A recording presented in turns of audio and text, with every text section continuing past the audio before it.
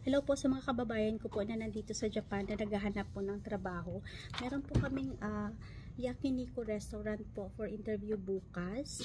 Located po ito sa Meguro Ward in Tokyo. Isa lang po ang kailangan nito. So again, Yakiniku restaurant po ito. Kailangan namin isang tao at ang sweldo po nito ay medyo mataas po, no? Nasa 40 kalapad to 45 kalapad at meron din po itong bonus. So pero ang level ng Japanese po nito is at least conversational. So sa mga gusto po mag-apply, mataas po ang pasweldo nito. So pwede po kayong magpa-interview po bukas. Ang interview is June 28 Friday.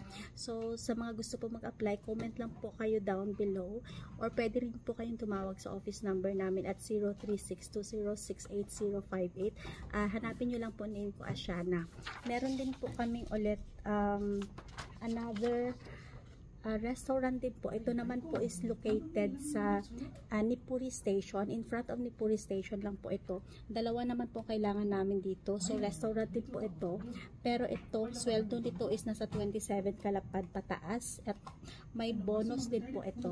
So sa mga gusto po mag-apply, bukas din po naka-schedule June 28 Friday po. Ang interview po nandito sa office namin sa Tokyo at Kanda Station. Thank you.